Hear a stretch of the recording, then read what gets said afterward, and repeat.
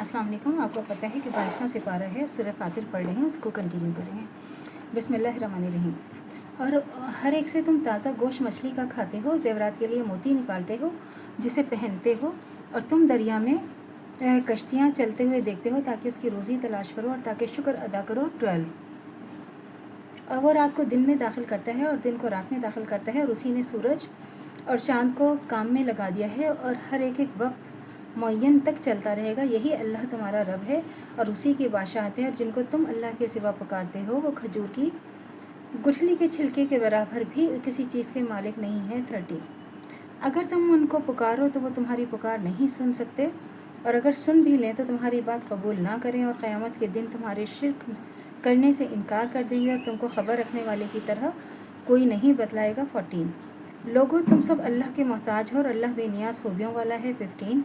अगर वो चाहे तो तुमको नेस्तो नाबूद कर दे और एक नई मखलूक लाकर खड़ा कर दे।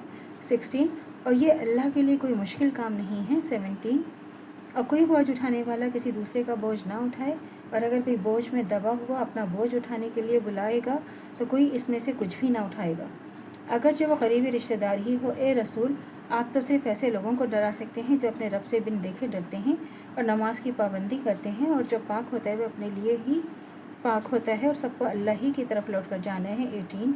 और अंधा और आँखों वाला बराबर नहीं है, और ना तारीकी रोशनी बराबर हैं। 20। और ना साया धूप ही, और ना जिंदे और मुर्दे बराबर हैं। बेशक अल्लाह जिसे चाहता है सुना देता है जो कब्रों में है, और आप इनको नहीं सुना सकते। 22। आप तो सिर्फ डराने वाले हैं और हमने इसको हक़ के साथ खुशखबरी सुनाने वाला, डराने वाला बनाकर भेजा है। तो आप देखें माशाल्लाह सूरत में जो फातिर है सूरह, तो अल्लाह ताला की आप देखें किस तरह के अल्लाह की वहदानियत जो है वो बयान हो रही है। और आप ये देखें कि अल्लाह ताला कैसे बता रहे हैं हमें, जो काफिर है वो तो हमेशा काफिर ही रहेगा, और जब वो क़यामत के दिन जब क़यामत का दिन आएगा, रोज़े आखिरत आएगी, तो वो कहें मूर्तियाँ तो नहीं बोलेंगी ना। देखें ये जो हमने पहले भी बताया मूर्तियाँ, तो वो ये जो जब इनमें जाए ये मूर्तियाँ नहीं बोलेंगी, और जब शैतान बहकाएगा और जब ये क़यामत के दिन ये कहेंगे कि हमने तो इनके कहने, तो वो कहेंगे कि भाई तुम्हारे पास क्या अल्लाह का पैगाम नहीं आया था? क्या आपको अल्लाह ने नहीं बताया था? आपने नहीं समझा, तो उसमें आपकी गलती है, तो इसमें आप कसूरवार हैं और उसकी सज़ा आपको भुगतनी पड़ेगी, यानी दोज़ख में आपको जाना ही पड़ेगा।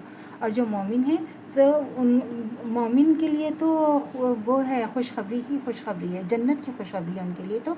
और अल्लाह ताला ने वो उनके लिए कितनी आसानियाँ की उनके लिए, कि जो मुश्किल है वो दुनिया में उन्होंने जो बर्दाश्त कर लिया और जो शैतान के बहकावे में नहीं है, तो और फिर अल्लाह क़यामत के दिन और क्या होगा कि कोई दूसरे का बोझ उठाएगा ही नहीं, और जिसने जो किया होगा उसको अपने ही अमाल का जो है बदला मिलेगा।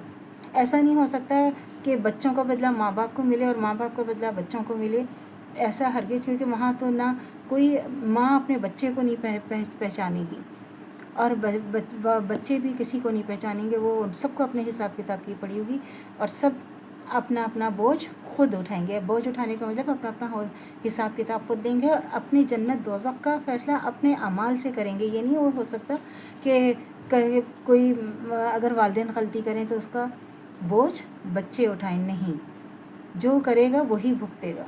तो अल्लाह से दुआ करनी चाहिए जो हमारे ईमान ही मक्की दम तक कायम दायम रहे, ख़ात्मा बिल खैर ईमान पर हो।